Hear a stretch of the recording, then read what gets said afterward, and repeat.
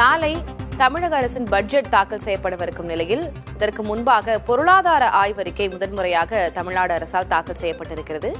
இந்நிலையில் அது குறித்து முதலமைச்சர் மு.க.ஸ்டாலின் பதிவிட்டிருக்கிறார். கூடுதல் விவரங்களை வழங்குவதற்காக செய்தியாளர் கௌசல்யா இணைந்திருக்கிறார். கௌசல்யா, இந்த பொருளாதார ஆய்வறிக்கையில் இருக்கக்கூடிய அம்சங்கள் என்ன? தமிழகத்தின் நிதிநிலை குறித்து என்னென்ன குறிப்பிடப்பட்டிருக்கு? வணக்கம் திலகவதி. இது என்ன அப்படின்னா, நாளைக்கு தமிழ்நாடோட பட்ஜெட் தாக்கல் பண்ண போறாங்க. அதான் அடுத்த நிதியாண்டுக்கான பட்ஜெட் 2025-26 நிதியாண்டுக்கான பட்ஜெட்டை தாக்கல் செய்ய போறாங்க. இதுக்கு முன்னாடி பொருளாதார ஆய்வறிக்கை, அதாவது 2024-25 நடப்பு நிதியாண்டோட பொருளாதாரம் எப்படி இருந்தது அப்படின்றத ஒரு அடிக்கோல் காட்டுறதுக்கான ஆய்வறிக்கை தான் இன்னைக்கு தாக்கல் செஞ்சிருக்காங்க. அதாவது எப்பயுமே சென்ட்ரல் கவர்மெண்ட்ல மட்டும்தான் பொருளாதார ஆய்வறிக்கை தாக்கல் பண்ணுவாங்க. இது முதன்முறையா தமிழ்நாடு பொருளாதார ஆய்வறிக்கையை தாக்கல் செஞ்சிருக்கு. என்ன சொல்லியிருக்காங்க அப்படின்னு சொன்னா, தமிழ்நாட்டோட பொருளாதாரம் 8% இருக்கும். நடப்பு நிதியாண்டுல 8% வளர்ச்சி காணும் அப்படின்றதுதான் ஒரு கணிப்பு சொல்லியிருக்காங்க. குறிப்பா என்னன்னா, நம்மளோட நடப்பு நிதியாண்டுல இந்தியாவோட பொருளாதார வளர்ச்சி ஜிடிபி எப்படி இருக்கும் அப்படின்னா 7.61% தான் இருக்கும் அப்படின்ற ஒரு கணிப்பு இருக்கு. ஆனா அதையும் தாண்டி தமிழ்நாட்டோட வளர்ச்சின்றது விகிதம் அதிகமா இருக்கும் அப்படிங்கறதுதான் இந்த பொருளாதார ஆய்வுகளை முக்கியமா அடிக்கோல் காட்டியிருக்காங்க.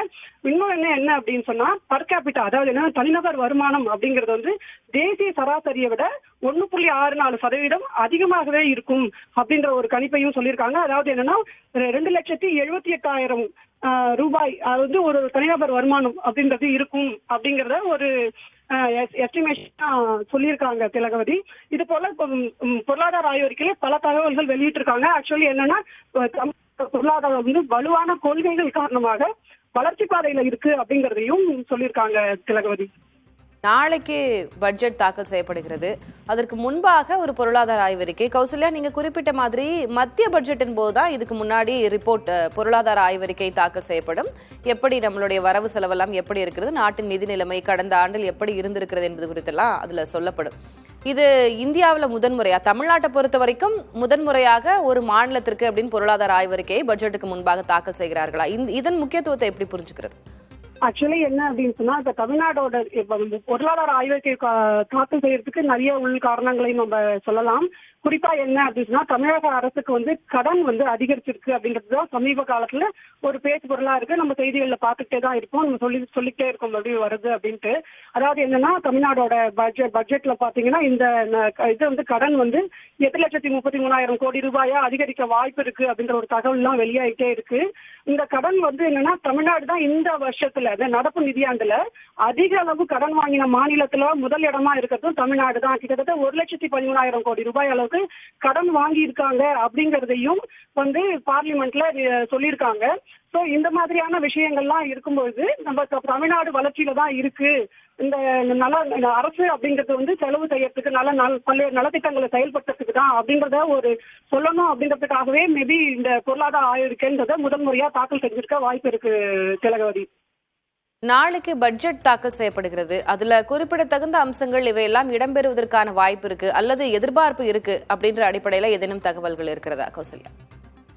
அதை பத்தின ஒரு தகவல், பட்ஜெட் அப்படிங்கறத அப்படின்னு பாத்தீங்கன்னா, பிஸ்கல் டெபிசிட் எப்படி இருக்கு அப்படின்றத எக்ஸ்பிளைன் பண்ணுவாங்க. நமக்கு கடன் எவ்வளவு இருக்கு அப்படின்றதெல்லாம் தகவல் வெளியாக வாய்ப்பு இருக்கு.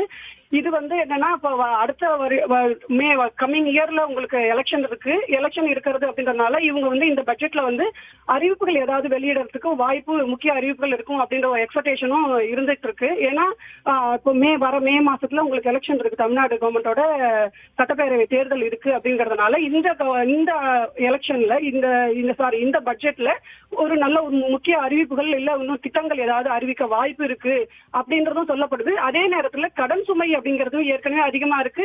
இலவச திட்டங்கள் ஏற்கனவே நிறைய செயல்படுத்திட்டும் வந்துட்டு இருக்காங்க அப்படிங்கறதுனால இதுவும் ஒரு கேள்விக்குறியா இருக்கு. எந்த அளவுக்கு திட்டங்கள் செயல்படுத்துவாங்க அப்படிங்கறதும் கேள்விக்குறியாவே இருக்கு திலகவதி.